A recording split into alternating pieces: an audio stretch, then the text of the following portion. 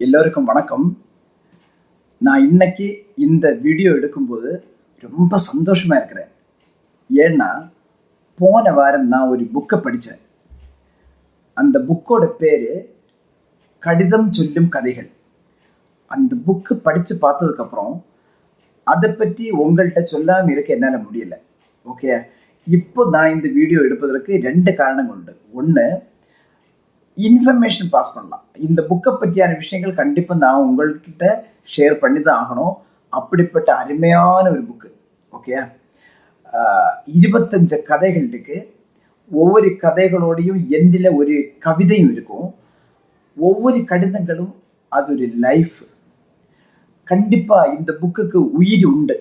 Life இருக்கு. அந்த மாதிரிப்பட்ட ஒரு சூப்பரான புக்கு. இந்த புக்கு நீங்க படிச்சா, கண்டிப்பா நீங்க வாசிப்பு, ரீடிங் அந்த ஒரு ஹேபிட் உங்களுக்கு இன்கல்கேட் ஆகும். இது ஷூர். அப்போ 1வது ரீசன் இந்த புக்க பத்தியான விஷயங்கள் உங்கள்கிட்ட ஷேர் பண்ணலாம். 2, இந்த வீடியோ நான் என் குருவுக்கு கொடுக்கிற ஒரு குரு தட்சிணை. ஏன்னா, இந்த புக்கோட ஆசிரியர் நான் இப்போ பணிபுரிந்துகிட்டு இருக்கிற, ஒர்க் பண்ணிட்டு இருக்கிற பள்ளிக்கூடத்துல தலைமை ஆசிரியராக இருந்து ஓய்வு பெற்ற ஸ்ரீமதி உமா மேடம் அவங்களோட புக்கு. ஏன் அந்த மேடம் இவ்வளோ ஸ்பெஷாலிட்டி அப்படின்னு கேட்டா, அவங்க ஒரு சூப்பரான ஒரு சுப்பீரியர் ஆஃபீஸர். பாரபட்சம் இல்லாம, பயாஸ்டா இல்லாம எல்லாரையும் ஈக்குவலா ட்ரீட் பண்ற ஒரு நல்ல ஒரு ஆஃபீஸர். அயன் லேடி அப்படி கூட சொல்லலாம் என்ன பொறுத்த வரையும். செகண்ட், இங்கிலீஷ் ஹேண்டில் பண்றதுல எனக்கு நேரடி பழக்கமுள்ள ஆட்கள்ல ஷீ இஸ் நம்பர் 1. அவ்வளோ சூப்பரா இங்கிலீஷ்ல வல்லமையும் புலமையும் பெற்ற ஒரு பர்சன். சாரி, என்னோட தமிழ் கொஞ்சம் அப்படி இப்படின்னு இருக்கும். ஏன்னா பேசிக்கலி என்னோட மதர் டங்கு மலையாளம். ஒரு நாள் எனக்கு இப்போ ஞாபகத்து வருது. ஒரு டிஓ எங்கள் ஸ்கூலில் விசிட் பண்ணியிருந்தாங்க. அந்த அசம்பிளி மீட்டிங்கில் அந்த மேடம் கொஞ்சம் விஷயங்கள் எல்லாம் பேசினதுக்கப்புறம் ஏதோ ஒரு புக்கை பற்றி, அந்த புக்கோட ஆதரையும் புக்கை பற்றி கோட் பண்ணி பேசும்போது, நீ தலை குனிந்து என்னப்படி உன்னை நான் தலை நிமிர்ந்து நிற்க வைக்கிறேன் புக்கை படித்தேன். அந்த கோட்டு இது கேட்ட உடனே எங்களோட உமா மேடம் அந்த கோட்டை உடனடியாக எழுதி விளம்பர பிறகு நோட்டீஸ் போர்டில் ஒட்ட வைத்துள்ளார். அது மட்டும் இல்லை, அவங்க இந்த பேரண்ட் டீச்சர் மீட்டிங் ஒன்று வரும். அந்த மீட்டிங்கில் எதிர்பாராத விதமான பலவிதமான கேள்விகள் வரும். அந்த கேள்விகளுக்கெல்லாம் கரெக்டான பதில். அது எப்படி இருக்கும்னு கேட்டால், இந்த மாதிரி ஒரு ஆப்டான ரிப்ளை வேற இருக்காது. அந்த அளவு சூப்பர் ப்ரெசன்ஸ் ஆஃப் மைண்டு. நல்லபடி ஆன்சர் பண்ணி வந்த டீச்சர்ஸையும் பேரண்ட்ஸையும் நம்மளோட ஆஃபீஸர்ஸையும் அதே மாதிரி மேனேஜ்மெண்ட்டையும் ஒரே மாதிரி எல்லாருக்கும் புரியும்படியாகவும் எல்லாருக்கும் திருப்தியாக இருக்கும். அந்த மீட்டிங் முடியும் போது அந்த அளவு சூப்பராக ஹேண்டில் பண்ணுவாங்க. எனக்கு ரொம்ப பிடிச்சது. அதாவது அட்வைஸ் பண்ணுறதுலேயும், கமெண்ட் பண்ணுறதுலேயும், ப்ளீஸ் பண்ணுறதுலேயும் எல்லாரையும் திருப்திப்படுத்தி, அதே டைமில் ரொம்ப கமாண்டிங்.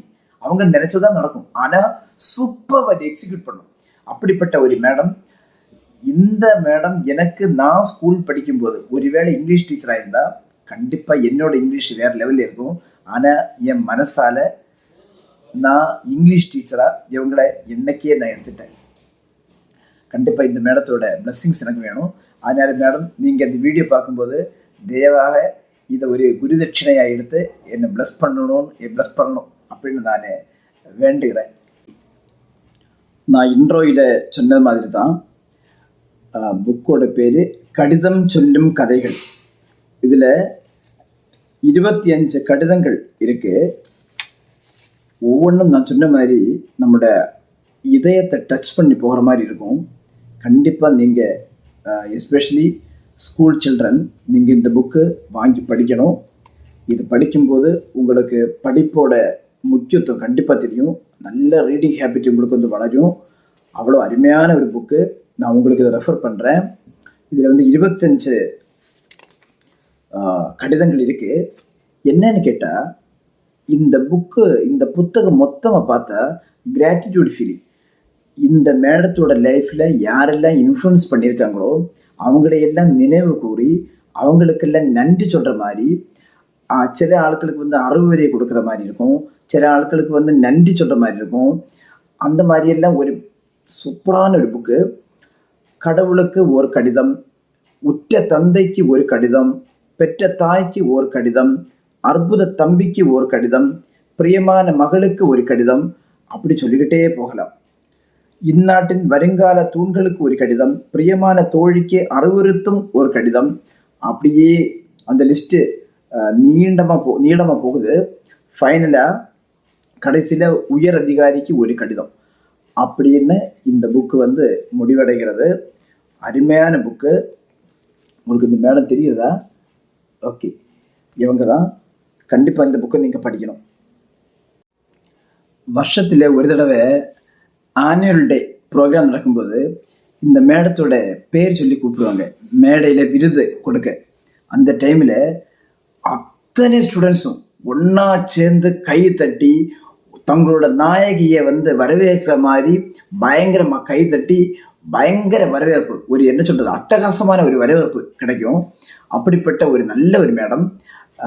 இந்த அம்மாவுக்கு 2022 கலாம் லியோ முத்து கல்வி விருதுகள், அதில் பெஸ்ட் பிரின்சிபல் அவார்டு கிடைச்சிருக்கு. அந்த அவார்டு கிடைச்சதுல எங்களுக்கு எந்த அதிசயமும் இல்லை. ஏன்னா ஆப்டான பர்சன், கண்டிப்பாக அந்த அவார்டுக்கு வந்து அவங்க உரியவர். அது எங்களுக்கு ரொம்ப பெருமை ஸ்கூலுக்கு. அப்படிப்பட்ட ஒரு மேடம். எல்லா டீச்சர்ஸுக்கும் இந்த மேடம் ஒரு சிறந்த வழிகாட்டி, கைடு, மோட்டிவேட்டர், லீடர். என்னென்னலாம் பாசிட்டிவான அப்ஜெக்டிவ்ஸ் இருக்குதோ எல்லாமே அந்த மேடத்துக்கு போய் சேரும். இனிமே மேடம் என்னையும் ஒரு சிஷ்யனாக ஏற்றுக்கிட்டு என்னை ப்ளஸ் பண்ணணும் அப்படின்னு சொல்லி நான் இந்த புக்குக்குள்ளே இருக்கிற 1-2 கருத்துக்களை மட்டும் சொல்கிறேன். ஏன்னா எல்லாத்தையும் நான் சொன்னால் புக்கு ரீட் பண்ணும்போது கிடைக்கிற ஒரு சுகம் ஒன்று இருக்கு, அது உங்களுக்கு கிடைக்காது. அதனால் இருக்கிற 1-2 விஷயங்கள் மட்டும் நான் சொல்கிறேன். கண்டிப்பாக புக்கு வாங்கி படித்து பாருங்க. Okay okay. இதில் 2வது கடிதம் உற்ற தந்தைக்கு ஒரு கடிதம். அதில் அந்த கடிதத்தோட முடிவில் நான் இந்த புக்கு படிக்கும்போது உங்களுக்கு தெரியும், புக்கு பார்த்த தெரியும், அதில் ரொம்ப முக்கியமான வரிகளில், வாக்கியங்களில் நாம் வந்து அண்டர்லைன் பண்ணியிருக்கோம். இந்த புக்கு மொத்தம் அப்படி தான் இருக்கும், அண்டர்லைன் பண்ணியிருக்கோம். அப்படி இருக்கும். இந்த கடிதத்தோட முடிவில் ஒரு கவிதை இருக்குது, அப்பாவிற்கு ஒரு சிறு கவிதை. அது மட்டும் படிக்கிறேன் பாருங்க.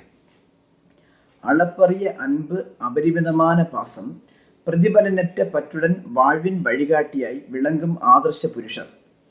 அளப்பரிய அன்பு, அபரிமிதமான பாசம், பிரதிபலனற்ற பற்றுடன் வாழ்வின் வழிகாட்டியாய் விளங்கும் ஆதர்ஷ புருஷர்.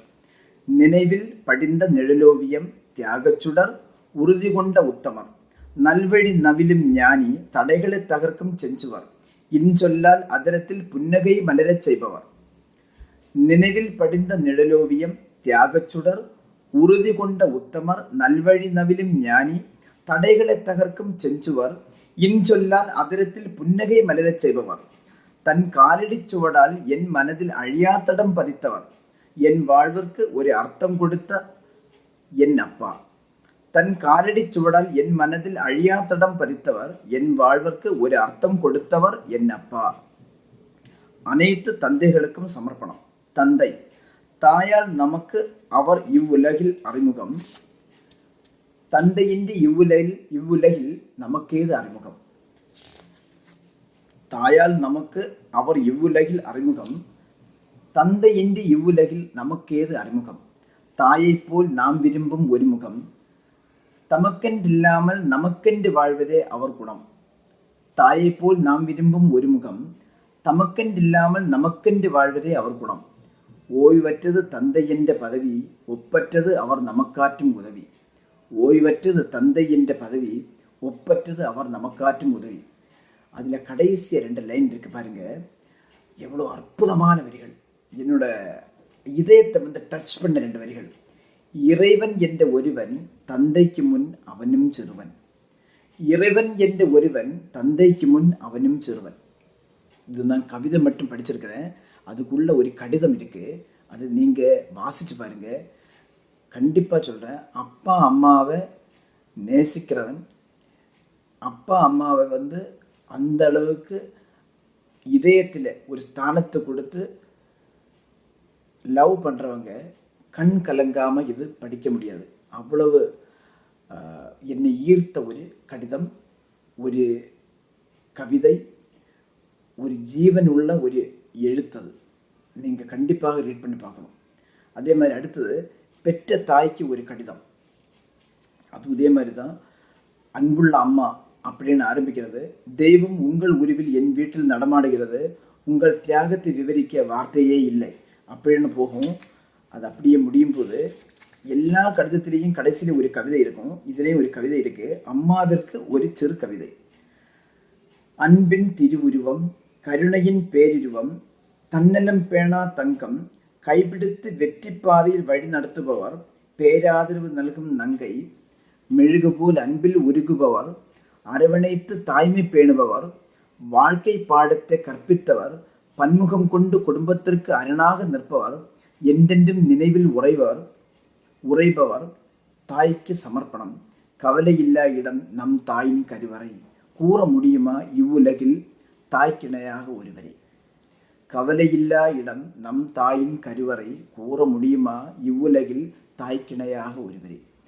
சிறந்த வரிகள். கண்டிப்பாக நீங்கள் படித்து பாருங்க. புத்தகம் எப்படி இருக்கும் அதை காமிக்க நான் இதில் இருக்கிற ஒரே ஒரு கடிதம் மட்டும் வாசிக்கிறேன். 18வது.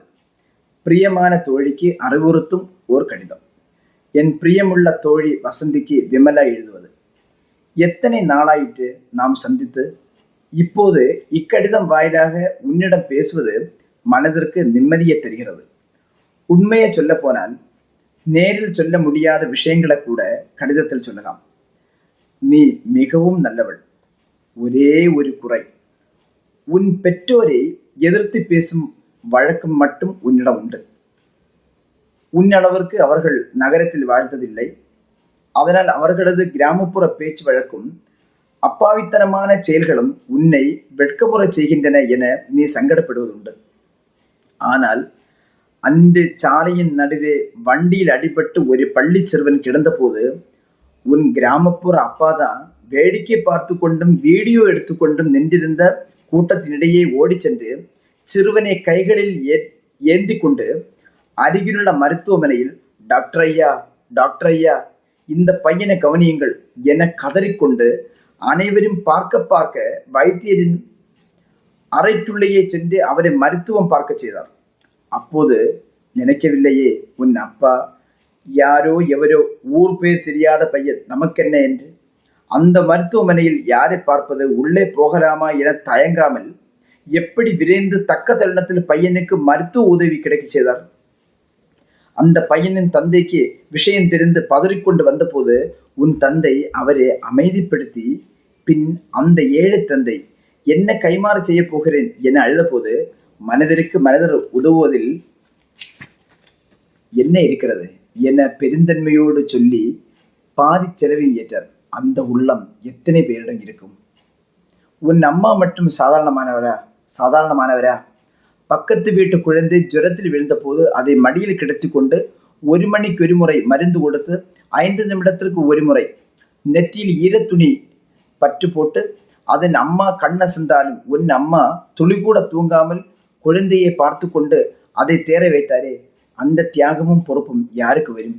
சின்ன பிள்ளை, உடம்பு சரியில்லை, ஒரு நாளைக்கு கடையில் சாப்பிடுங்க, நான் மதியமும் இரவும் ஏதாவது செய்கிறேன் என்று உங்களிடம் சொல்லி அந்த குழந்தை ஜுரம் தனித்து கண் விழிக்கும் வரை மடிமீதே கிடத்தி உண்ணாமல் உறங்காமல் பெற்ற குழந்தையை விட ஜாக்கிரதையாய் பார்த்து கொண்டாரே, அது எத்தகு கருணை மிக்க செயல்.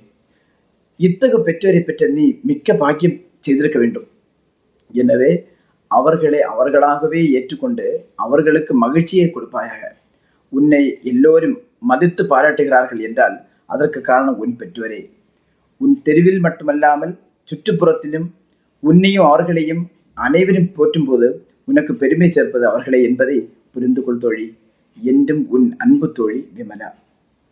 அதுலேயும் ஒரு கவிதை இருக்கு. அன்பு தோழியே, உனக்கு ஒரு கனிவான வேண்டுகோள். உன் உற்றவரின் குறைகளை சுட்டிக்காட்டு, அவர் முகத்திற்கு முன்னால் மட்டும். அவர்களது நிறைகளை எடுத்து சொல், உலகிற்கு உன்னால் முடிந்த மட்டும்.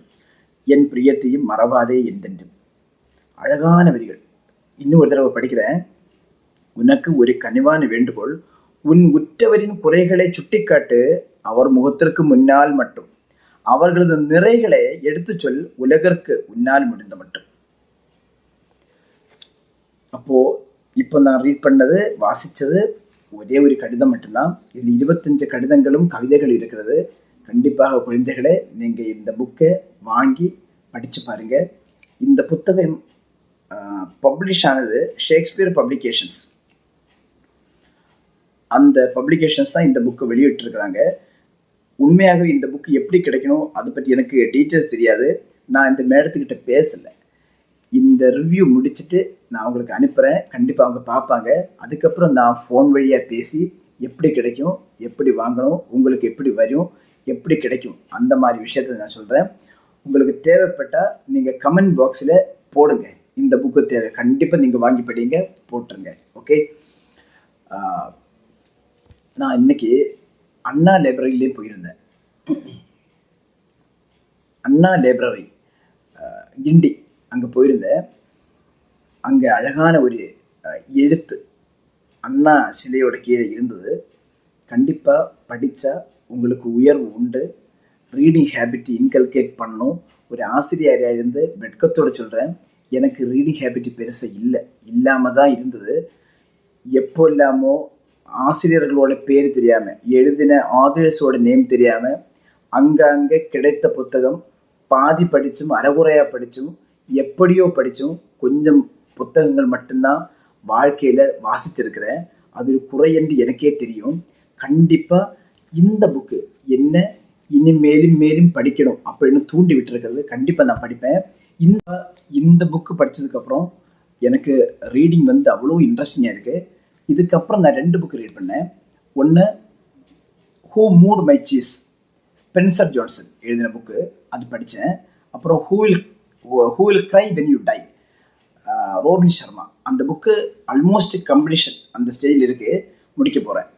அதுக்கப்புறம் இப்போ கையில் அட்டாமிக் ஹேபிட்ஸ், ஜேம்ஸ் கிளியர், அந்த புக்கு கையில் இருக்குது. Voice and otherwise, Sudha Murthy book இருக்குது. நான் ஒரு தீர்மானமாக இருக்கிறேன், இந்த அகாடமிக் இயர் மெய் முடிகிறது முன்னாடி, இந்த அகாடமிக் இயர் கம்ப்ளீட் ஆகிறது முன்னாடி மினிமம் 25 புக்ஸ், அது பெரிய நம்பராக எனக்கு தெரியல, புக்ஸே ரீட் பண்ணாது எனக்கு 25 புக்கு இந்த அகாடமிக் இயரில் கம்ப்ளீட் பண்ணணும். இனிமேல் வந்து 2 மாதம் தான் இருக்குது, அதுக்குள்ளே முடிச்சிடணும். கண்டிப்பாக எவ்ரி இயர் 100 புக்ஸ் ரீட் பண்ணணும் அப்படின்னு தீர்மானமாக இருக்கிறேன். அடுத்த வருஷம் இந்த டேட்டில் நான் யூடியூப் போடும்போது கண்டிப்பாக குட் நம்பர் ஆஃப் புக்ஸ் நான் ரீட் பண்ணியிருப்பேன். கண்டிப்பாக ரீட் பண்ணுங்கள். அது உங்களோட டிட்டர்மினேஷன், உங்களோட தாட் ப்ராசஸ், உங்களோட பர்சனாலிட்டி, உங்களோட பக்குவம், மெச்சூரிட்டி, உங்களோட இன்சைட்டு எல்லாத்தையுமே மாற்றும். உங்களோட ஆட்டிடியூடு எல்லாத்தையும் சேஞ்ச் பண்ணும். கண்டிப்பாக நீங்கள் வந்து ஒரு பெரிய இடத்துல definitely it will take you to the next level, அதில் டவுட்டே இல்லை. அதனால் புக்கு படிங்க. ஓகே, இப்போதைக்கு இங்கே ஸ்டாப் பண்ணுறேன். ரொம்ப நன்றி. Thank you so much.